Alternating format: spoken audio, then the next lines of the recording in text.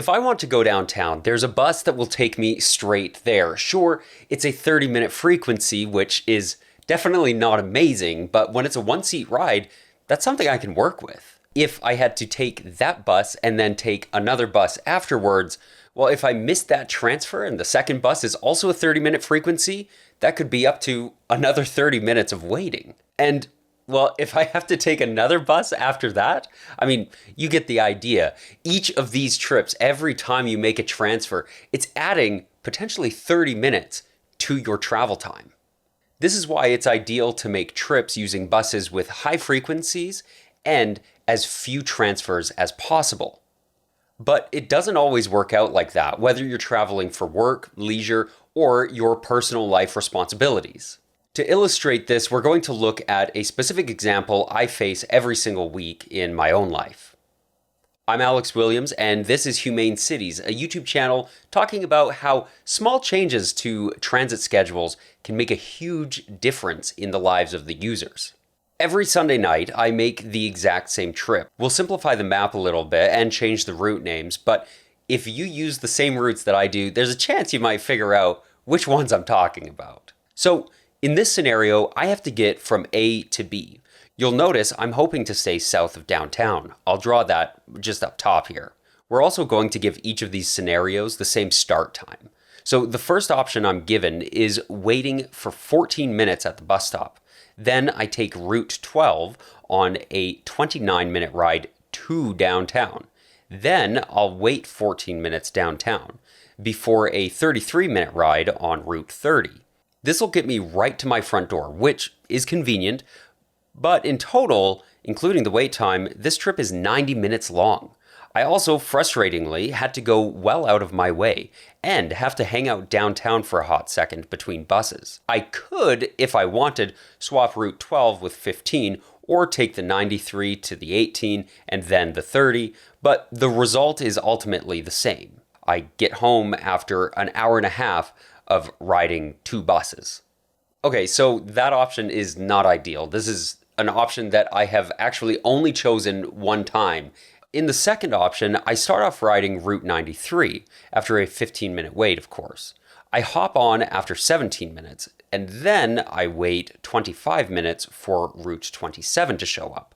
A 25-minute wait for a bus is pretty ridiculous, and we're actually going to come back to this one in just a second. After an 18-minute ride on the 27, I wait 14 minutes for the 6 to show up. That's a 7-minute ride and then a 6-minute walk home. This option keeps me out of downtown, gives me nicer stops at which to wait. These two have lighting and heating. But this route takes longer and is a 3-seat ride rather than 2. And probably worst of all is I end up spending 54 minutes waiting. That's 53% of the trip time. The other route, on the other hand, was 31% waiting, which also isn't ideal, but is a lot better than more than half of the time. And in this scenario, it takes me 102 minutes to get home rather than 90, which, again, 90 isn't ideal, but it is better than 102. Now, the whole summer I've been using this 102-minute route because, well, I didn't want to go downtown, but the 3-seat ridedness of it all is incredibly frustrating, not to mention the length being incredibly frustrating as well.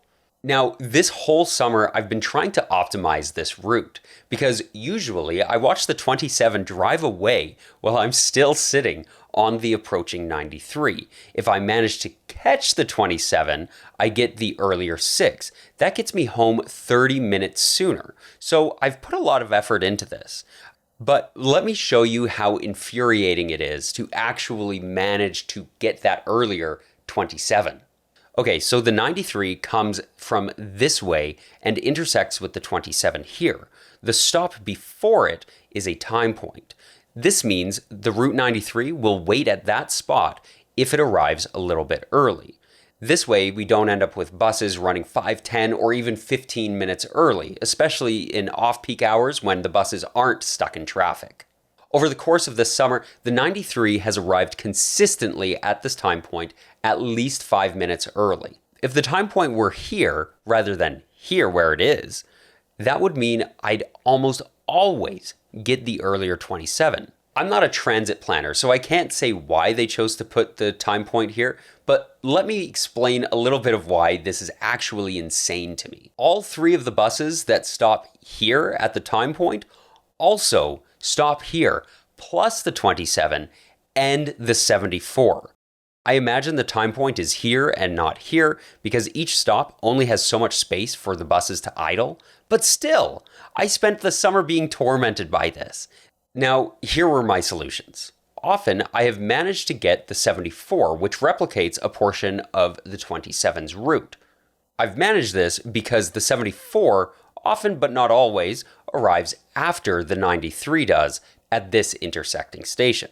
Before they split forever, though, the 27 does a little detour with a couple extra stops, whereas the 74 has a bit more of a direct route. Usually, this means that the 74 manages to pull ahead while the 27 is on its little detour. When this happens, which it doesn't always, but when it does, I will hop off the 74 and then get on the 27. And from there, I'm able to catch the earlier Route 6 and walk the 6 minutes home. So there we go.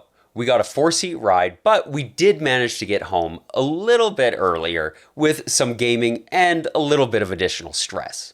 But I am home 30 minutes sooner. Now, remember, this works for me. This is fun for me. I'm not saying this is something people should have to do to make their transit system work. In fact, I'm arguing the opposite. So let's look at my other options and the other tricks that I did this year. In the case that the 74 doesn't manage to get ahead of the 27, which has happened only a couple times, then I will walk a little ways and hop on the number 45 bus, which replicates that small last portion of the 27. This is another 4-seat ride with a little bit extra walking on top of it. But hey, the trip is only 72 minutes, so success, right? No, this is still a pretty ridiculous amount of time. And it's not so bad when it's only a weekly trip, but remember, there are people who are having to deal with bus schedules like this on the daily, whether it's to do their grocery shopping, to care for a family member, to take their kids to school, to take themselves to work. There are people dealing with these frustrating schedules and frequencies all day, every day. Every time we add a transfer to the route, it carries risks. If one bus is late or early, it can throw things completely off. As you've seen, I've managed to compensate for that with some redundancy, using the 74 and the 45 to replicate what the 27 does. But the ideal situation is just consistency. We need a reliable mobility system. People in the city have all sorts of places to go, not just that 1-seat ride downtown. If you're driving your car and the route you like or prefer is closed 20% of the time, well, it's no longer going to be your preferred route. That is a failure of infrastructure, a failure of our system. Let's continue on this path of trying to reduce the risk in our bus network. The first thing I did was bring up the issue with my bus driver. My bus driver, Brad, was actually really helpful and managed to get permission to leave the time point early. I mean, no one ever got on at that stop anyways. This connected me with the Route 27 pretty regularly, though just barely. But when Brad went on vacation for the rest of the summer, we had a rotating cast of drivers on the 93. This is another area where consistency is great, a relationship with your bus driver. Not that you necessarily have to be buds with them or get coffee or drinks with them, but that you know who they are and they know who you are as a member of each other's community. Something else I tried was running. I ran from the time point to the stop where I was supposed to catch the 27. It failed, though, but barely. Running from one bus stop to the next with a full backpack and your hands full is not ideal. It's also not necessarily possible for everyone. Building your transit system with the expectation that the people who use it are athletes? Come on. That's not something we can do, right? So a few weeks ago, I wanted to try something a little bit faster than running. So I brought my e-scooter with me. So the e-scooter is a decent trip extender, but it's not really going to get you very far. It can also be a bit of a pain to bring on the bus.